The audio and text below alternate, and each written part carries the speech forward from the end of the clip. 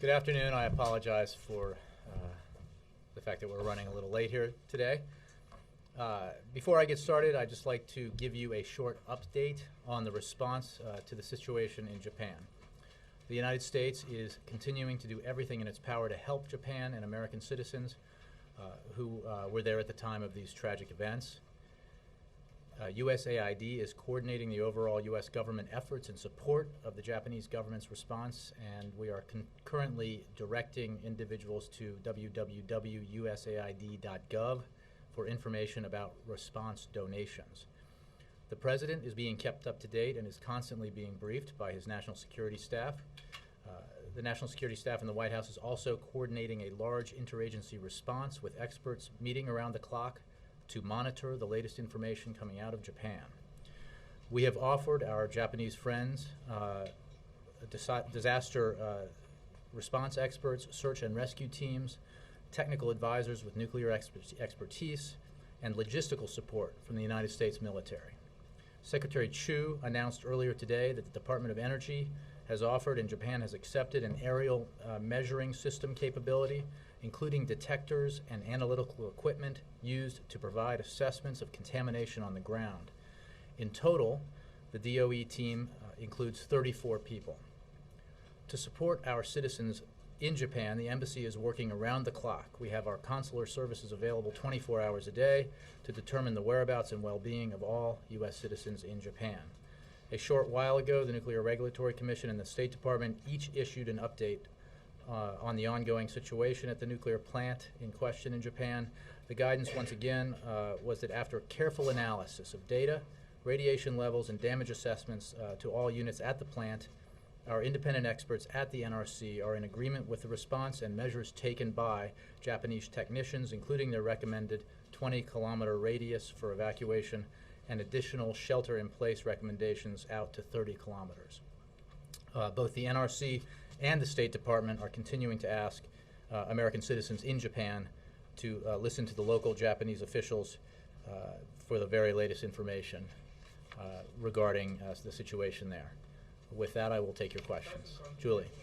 I know you just said that you're urging Americans in Japan to listen to the local officials there. We are starting to see, though, some other governments, China, France, Austria, taking steps to either urge their citizens or recommend their citizens leave Tokyo. Does the U.S. feel like its citizens in Tokyo are safe at this point?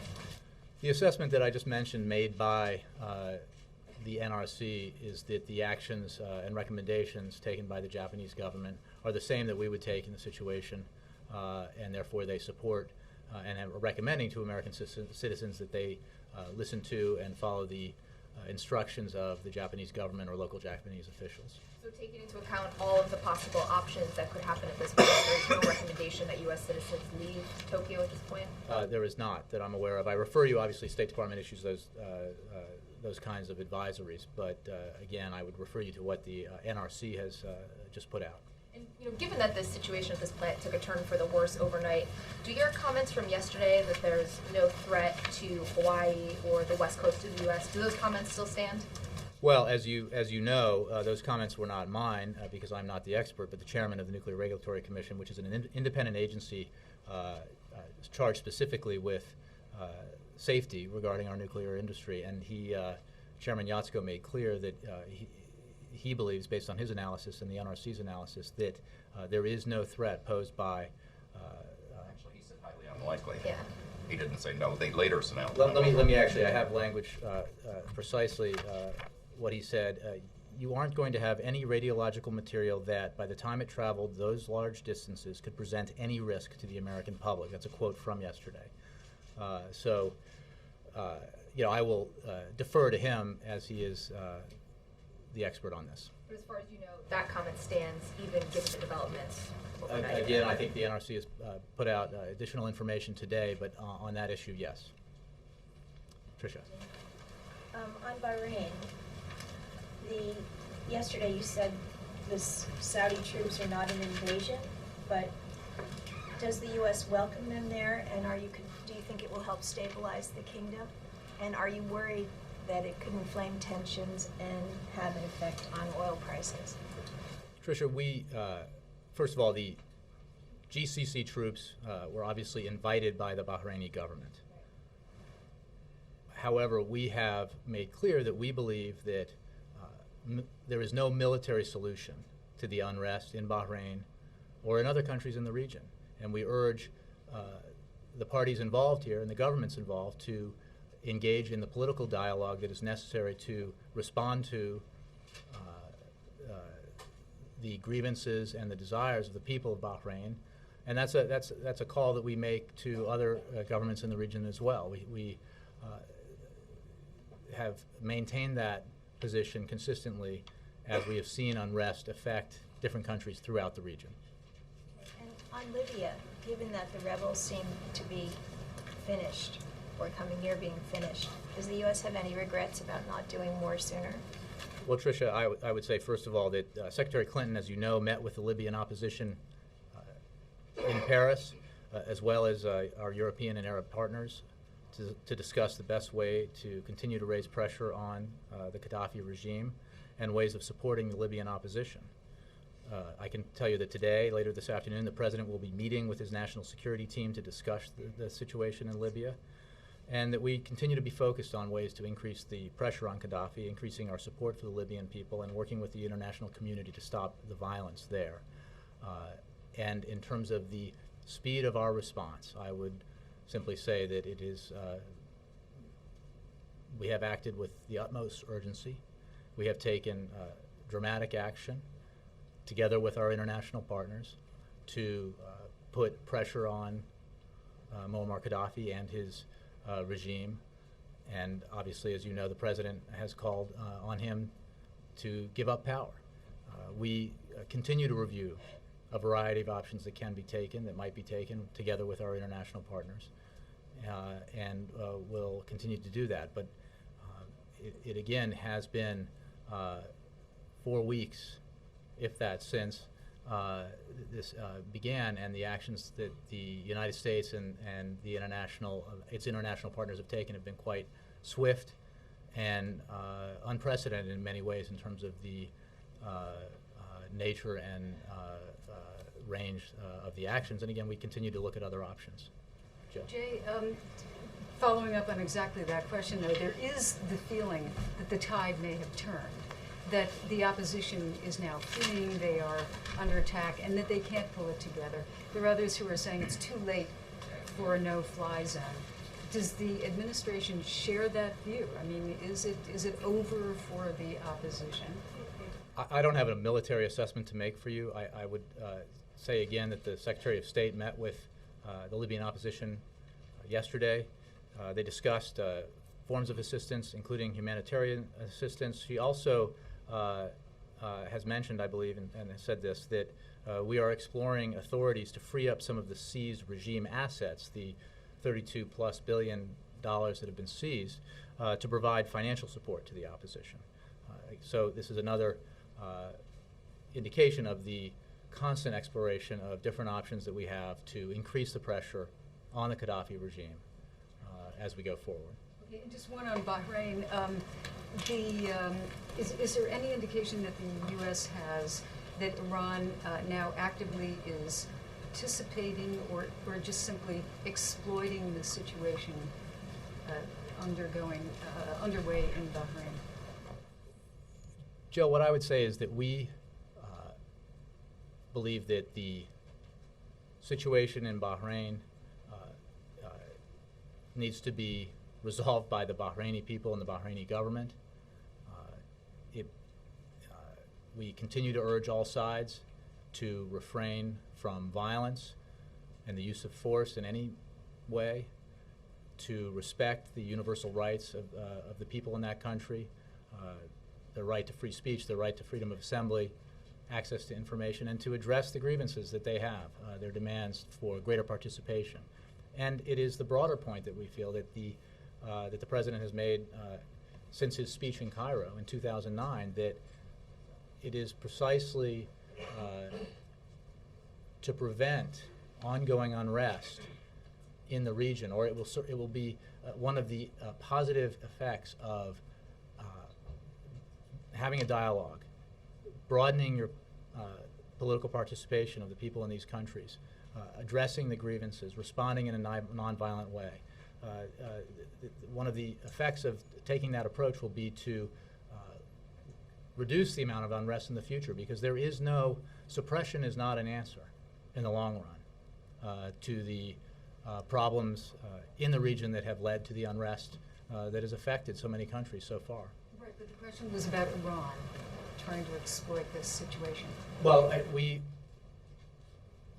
obviously believe that this has to be dealt with by the Bahrainis in Bahrain, and I don't have anything for you on on Iran, but we believe that it began with protests by the Bahrainis, and we have encouraged the Bahrain government to engage in a dialogue. We have encouraged actually both sides to engage in a dialogue, moderates in both sides who want to pursue that, and we continue to do so. Yes, Jake. How satisfied is President Obama with the information coming from Japanese authorities? Does the U.S. government, does the White House feel that you are getting all the information as soon as the Japanese officials know it? I say this because on Friday, President Obama, when I asked him about the nuclear threat in Japan, offered reassuring words, I could say, as conveyed from the Prime Minister. Obviously, the situation seems a little more dire today. What I can point you to, Jake, is the statement that the NRC has put out, and you have to remember that the NRC has its own independent experts on the ground there, making assessments about the situation in Japan, determinations about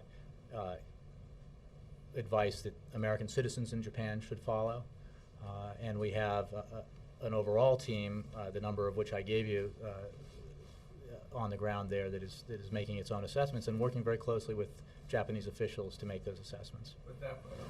I appreciate the fact that we have our own independent experts there, but that wasn't my question. My question is, how comfortable is the President with that the information the Japanese are giving to the U.S. from Prime Minister Khan to him and below is accurate and not just best case scenarios and hopes and wishes? Again, Jake, I would point you to the fact that we have a certain amount of expertise in this area. We have people on the ground there. We are working with Japanese officials who are providing us information, and we are making our independent assessments with our own experts, as well as consulting with the Japanese. And I just want to point to you right now, our focus is on helping the Japanese, helping our good friends and allies deal with this terrible tragedy that they've encountered, the combination of an earthquake, a tsunami, and now the nuclear reactor problem that they have. So we are obviously, in the ways that I mentioned at the top, coordinating very closely with the Japanese and offering assistance that's being accepted, our expertise that they can tap when they need it, and giving advice when it's solicited. So there's a great deal of coordination, and right now our focus obviously is on American citizens in the country, and those assessments are being made, and then also focus very closely on what we can do to help Japan deal with this series of really tragic events. Are our independent experts there, at least in part, because we don't trust the assessments being made by the Japanese? No, Jake, they're there because we are a close ally and friend to Japan, and we are coordinating with the Japanese to assist them in any way that we can and in any way that they request in dealing with this terrible tragedy and historic tragedy. We are obviously, because we have expertise in this area, making independent assessments and using them to evaluate decisions we make about advising American citizens in Japan, and obviously about advising Americans on American soil about any impact they may face because of this, which is what Chairman Yatsuko was talking about yesterday. So just to button it, the President is satisfied with the information he's been getting from the Japanese government? Yes? I have no reason to say that he's not, Jake. The coordination is deep in many ways. I would refer you for details on how that works and who's talking to whom to the NRC, the Department of Energy, the State Department, and the embassy in Tokyo. Okay, one other thing is that the 6 youth groups who were part of the Egyptian revolution snubbed Secretary of State Hillary Clinton, and who wanted to meet with them, who invited them to meet with her. They said that they would not meet with her based on her negative position from the beginning of the revolution in Egypt and the position of the U.S. administration. Do they misunderstand our position? Jake, I'll refer you to the State Department on that specifically. I believe. They have no comment. Well, I would just say that we have said from the beginning of the situation in Egypt and the beginning, even prior to that, of the unrest in the region, that this is not and should not be about the United States of America. We have operated under the principles that the President laid out in his speech in Cairo, and we believe that sticking to those principles was an important thing to do during the course of those historic days earlier this year during the events in Egypt. And we are working closely with our allies in Egypt and offering assistance where we can and advice where we can as they go through this transitional process that is really remarkable given where they were just a few months ago. As for the specific comments that those groups made, I do not have a response. Jim. Hey, Jake, could you clarify something? Secretary Chu, and I'm not asking you to be a brilliant scientist here, but he said two things that seemed a bit in contradiction. First of all, he said that reactors in the U.S. are designed above what would be required to withstand a worst case earthquake scenario. But he also said that the United States can learn from this to strengthen strengthen the safety at its 104 reactors. So why do you need to strengthen the safety at the reactors if they're all designed above a worst case scenario? I think as Chairman Yatsko made clear from this podium yesterday, that independent agency exists in order to ensure that the highest safety standards are met by the nuclear reactors that are part of the energy industry in this country. And it is part of their procedures to constantly review information and data that comes in, to review incidents that happen around the world. I believe Chairman Yatsko even mentioned that they performed a review of safety measures in the wake of the tsunami in Indonesia, and made evaluations based on that in terms of the safety and security of our facilities here in the United States. So it simply stands to reason that you make models for various scenarios, and every time there is new information that comes in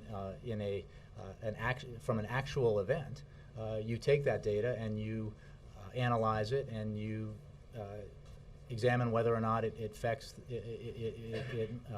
the models you have for safety and security of your facilities. To suggest that everything is static forever obviously would be wrong, because there are obviously there's new information to be gleaned from incidents, and I'm sure that's what Secretary Chu, a far wiser man than I, was talking about. On no-fly zone, what exactly is the U.S. the administration's position before the Security Council? Our position, Chip, remains that we are evaluating a number of options, military options, including a no-fly zone. We feel that it is important that any action like that that might be taken should be done in concert with our international partners. Through the United Nations would be our preferable vehicle for that, and therefore, we would look to the UN as a forum for evaluating that option. I think I mentioned yesterday that today is the deadline for the no-fly zone option to preparations or plans to be submitted in Brussels at NATO, and I believe the NAC will review those tomorrow. So this process is moving forward. But our position is that action like that should be considered and taken, if decided upon, in coordination with our international partners, because it is very important in the way that we respond to a situation like we see in Libya, that it be international and not unilateral, that it include the support and participation, for example, of the Arab League and other organizations and countries in the region, and that is our sort of focus as we proceed with these conversations. Is the President satisfied to follow, not lead, on deciding whether to do it? I take issue with the characterization. We think it is precisely because the president believes that the best outcome in a situation like we see in Libya, as we have seen in different forms in other countries in the region, that the best outcome will come when the action taken by countries, third-party countries outside of the country where the unrest is happening, be done in consensus with international partners, precisely so that it is not viewed by those who oppose positive democratic reform as the dictate of the West or the United States. Wouldn't it be fair to say it's accurate to say the United States is still sitting on the fence on this? Isn't it time to make a decision, yes or no? Well, Chip, you tell me if, as an American citizen, would you want your president not to consider all the implications and ramifications of taking There come a point military to make a action? where you have to And make a decision. I would go back to what I said to Jill, that we have acted with great haste, and we have coordinated an international response, the likes of which the world has never seen in such a short period of time.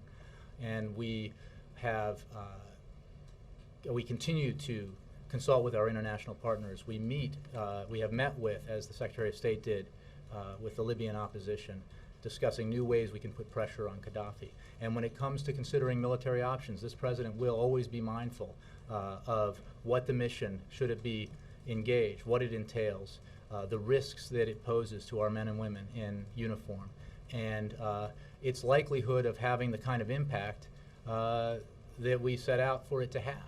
And that is his responsibility as Commander-in-Chief, and I would suggest to you that that is what leadership is all about. Yes, Mike. Is he worried about, though, the bureaucracy of making this decision with our allies, that by the time a decision's made, the conflict may be over? I mean, the rebels may have gone home.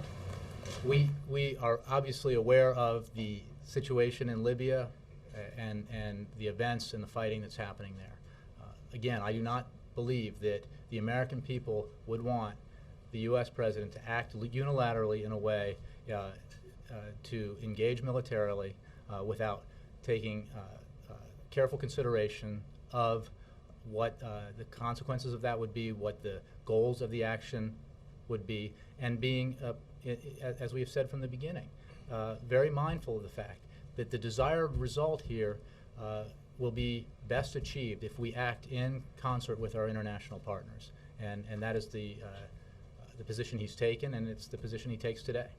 On nuclear energy in this country, Congressman Markey is calling for a moratorium on new reactors that could be built in seismically sensitive areas. Does the president believe that's an overreaction?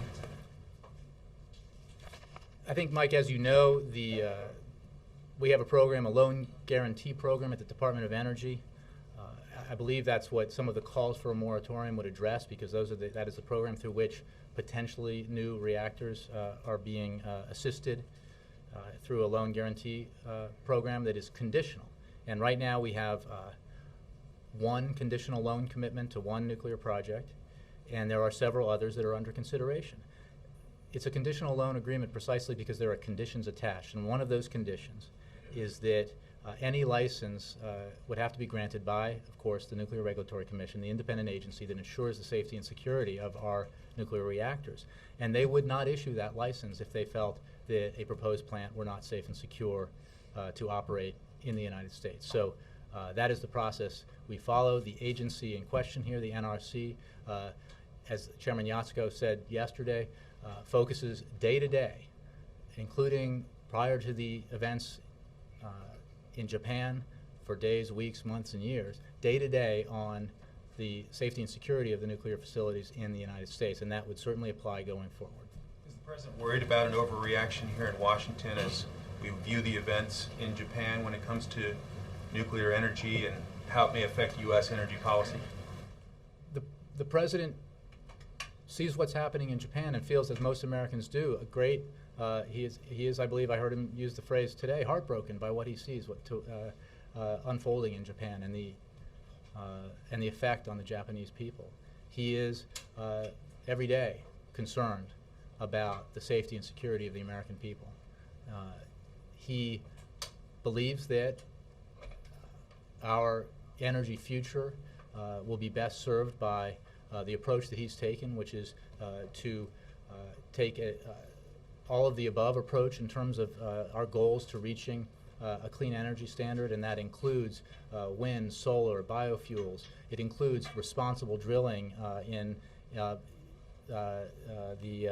deep water areas that, even in the wake of the of the Gulf spill, I think, as I mentioned the other day, we have issued our first permit several weeks ago since the Gulf spill for deep water drilling. We then just several days ago issued the second permit, and we were able to do that because we're committed to responsible drilling, because we need it for our energy demands.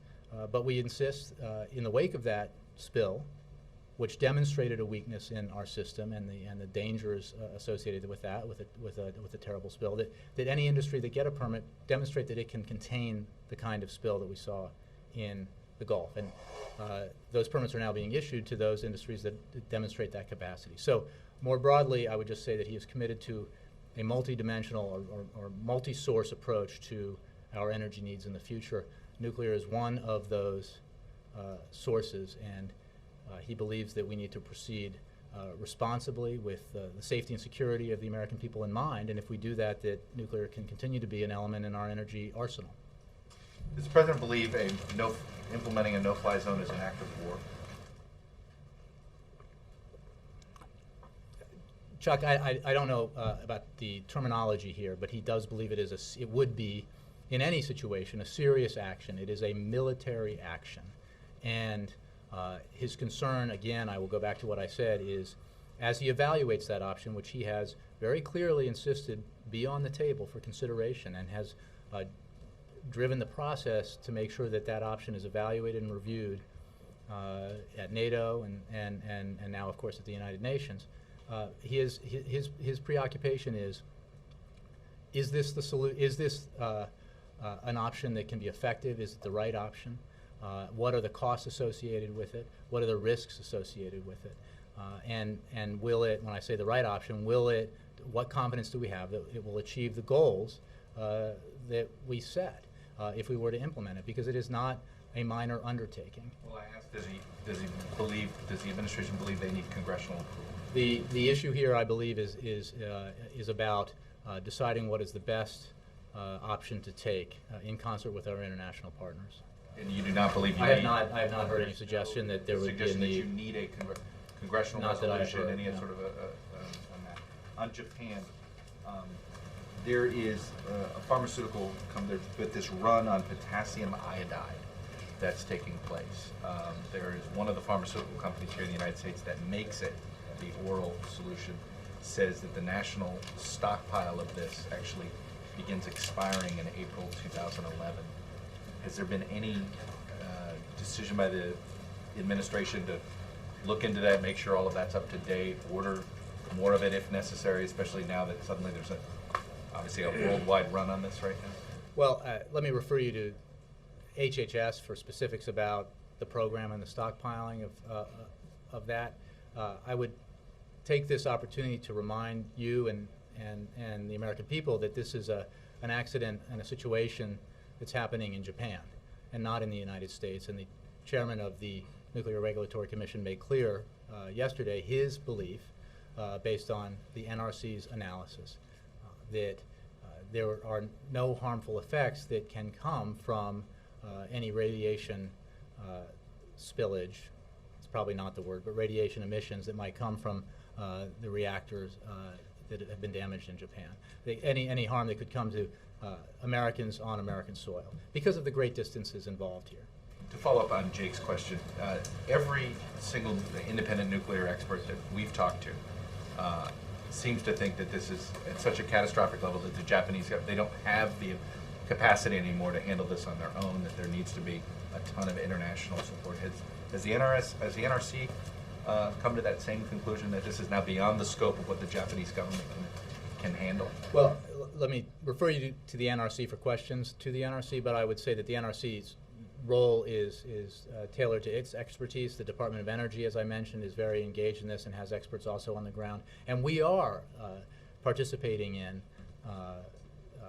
international assistance to the Japanese to help them deal with this tragedy.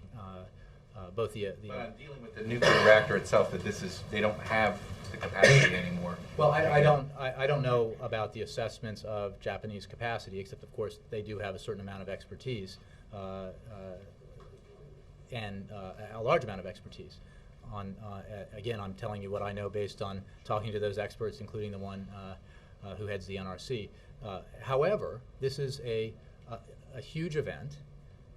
And it requires the kind of concerted international response that we're seeing, and which we are participating in a robust way, because Japan is a close friend and ally, and we will do everything we can to help them in this situation. Very quickly to follow up on Chip's question, which is this safety at our own nuclear plants.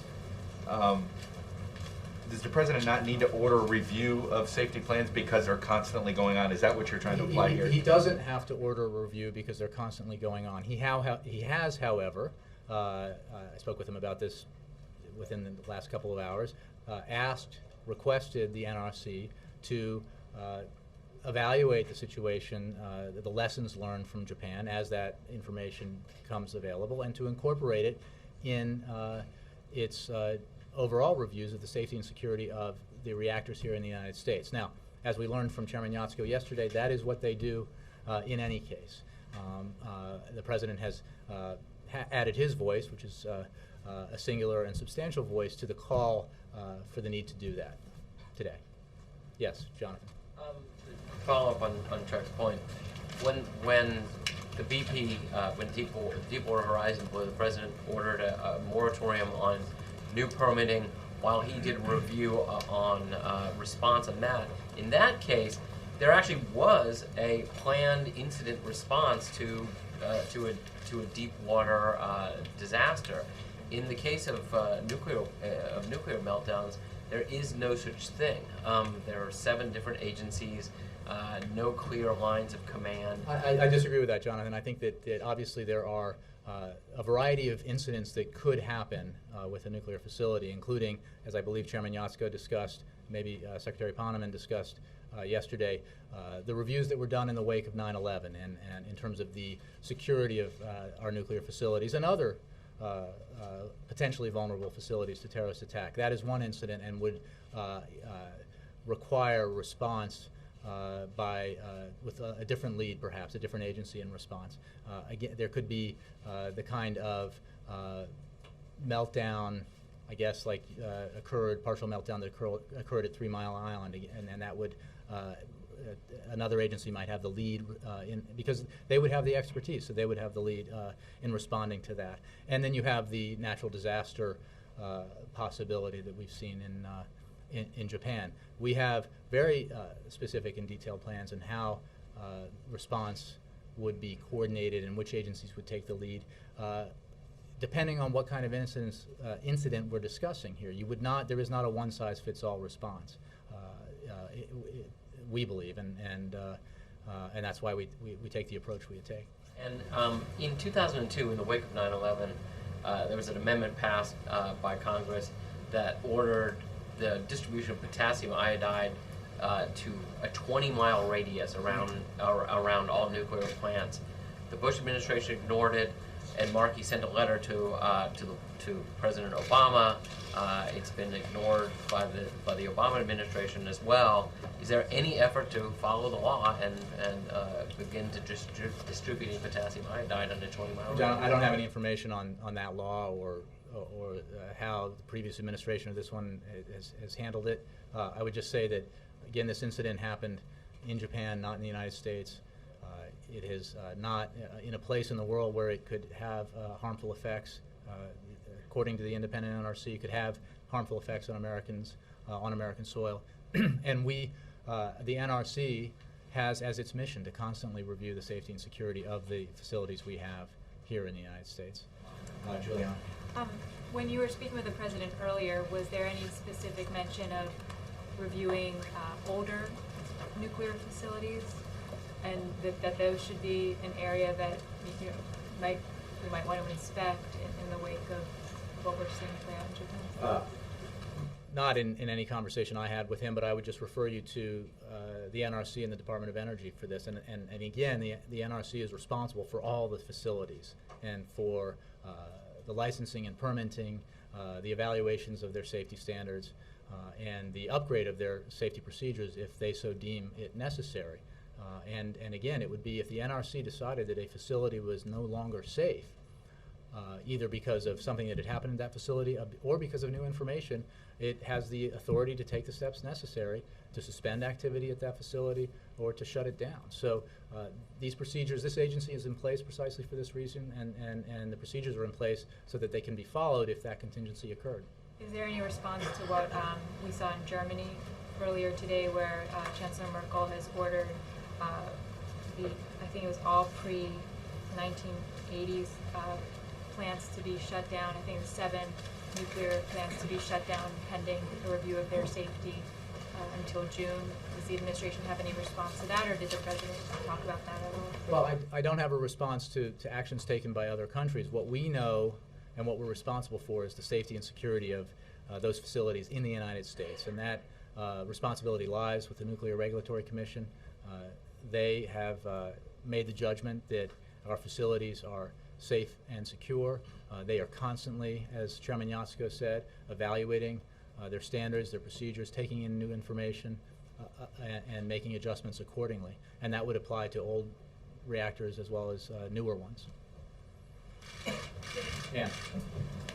Ann, yes. Yeah, thank you. On no-fly, a clarification, how does it work tomorrow when the North Atlantic Council considers this? Has the United States already decided how it feels, or does your representative have to call back to Washington and say, here are the options? And will any action by the NA, or anything adopted by the NEC also require a green light from the Security Council? What I can tell you, as I mentioned, the President is having a meeting on Libya today in the White House with his national security team. In terms of how the process of communicating what happens in Brussels takes place, I'm not sure. This is not as far as I understand, a decision moment where here's the option, sir, take it. I think it's they evaluate what's presented before them, and then have discussions, and we move forward accordingly. So I don't have a time frame on when a decision will be made. Okay, and real quick, could it be a smaller no-fly zone, or does the President feel that he could do something other than cover the entire country? I would just refer you on the sort of logistical aspects of it to NATO. And who would pay for it? Again, I haven't seen an option that would spell that out. And it depends, obviously. You were asked in the non-broadcast briefing this morning about what might keep the President home from his foreign trip this weekend. Are there elements, either in Japan or Libya, that might...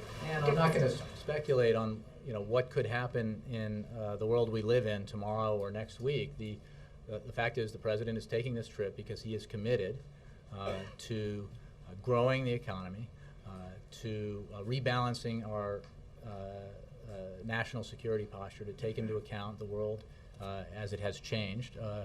And he believes our relationships with Latin America are very important. So he will continue with the trip. And as you know, you've covered the White House for a long time. And our communications are very sophisticated. He will travel with a great deal of staff. I dare say they're a lot more sophisticated than they were back when you and I started covering this place. So he remains confident that he can fully execute his job while on the road. Abby. I wanted to go back to the question of the Libya no-fly zone and the role of Congress.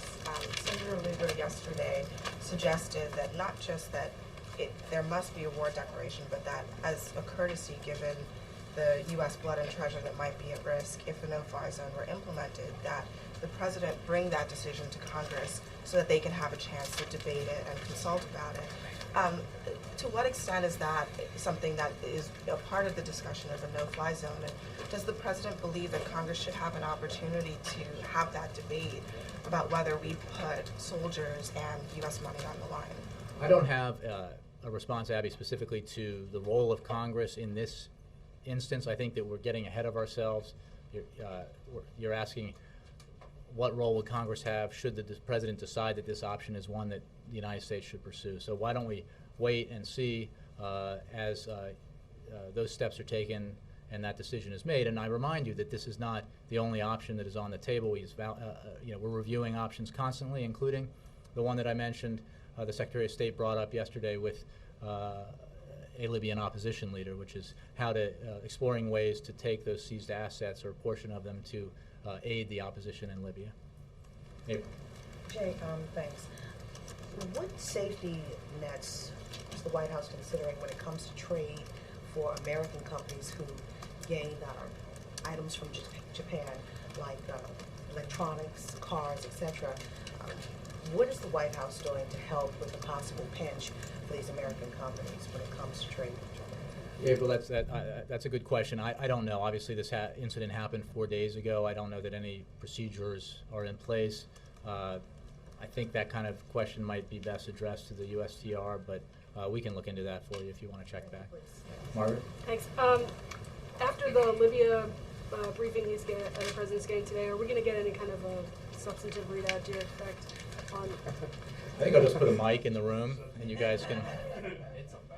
Should we wait for anything or not really? I don't have anything for you. We've obviously from here announced that the meeting's taking place, so we might have something to say about it, but I wouldn't anticipate a substantial announcement out of it. If there is something to say, though, we'll put out a statement. Not really. Wild card Plain for. wild card. On education, should we read in anything of the fact that every education visit the President's made in the last week or so has been to a swing state, and the 3 interviews he's doing today are in swing states, or is that a total coincidence, and is there some other reason to explain the I think the interviews he gave today to regional television had to do with, at least something to do with the fact that there are things happening in those states regarding education reform. And look, we make decisions for a variety of reasons about where he should visit and where he should, to whom he should give interviews. So I wouldn't read too much into that. Education follow-up, Jay? Let me get Stephen. What does it say about the state of U.S.-Saudi relations that they would stage this intervention in Bahrain without telling the U.S., given the fact that Secretary Gates was there, I guess, Friday, and you've been very engaged in this this whole issue about what Bahrain should do to reform and stop the violence? Stephen, I would just say that we were aware of, obviously, the invitation by the Bahrain government for assistance from GCC countries. And I would simply say that Saudi Arabia is an important partner of ours, and as are other countries in the region. Our position, however, remains that military response is not a solution to the problems in Bahrain or other countries in the region. That the countries in the region are experiencing the unrest they are experiencing precisely because their populations crave more participation in the political process. They want more freedom. They want more economic possibilities, and they want to be heard. And we support that. We support the peaceful demonstrations in which the peoples of the region voice those demands. And we call on the governments in the region to respond to those demonstrations, to meet peace with peace, and then to begin a dialogue that will produce the kind of changes that in the long run will ensure that the countries in the region have brighter futures, the people in the region have brighter futures, and that the likelihood of further unrest is diminished because the people are feeling that their government is listening to them and responding. So the experts in town that say that there's some tension between the U.S. and the Saudis over events in the Middle East, Bahrain, are they incorrect? Is that interpretation wrong? Stephen, I would just say that the message the President has delivered is not a message tailored for a specific country. We understand that each country is different, the circumstances are different, the stages of development can be different, the government arrangements can be different, but the sort of principles that he laid out pertain throughout the region. And obviously, we maintain close partnerships with some governments in the region, and it's precisely out of friendship that we are encouraging governments in the region who are our partners to pursue political dialogue and to respond to the legitimate aspirations and grievances of their people, because we believe therein lies the future, the positive future for the countries in the region. Thanks, Jay. Thank you all very much.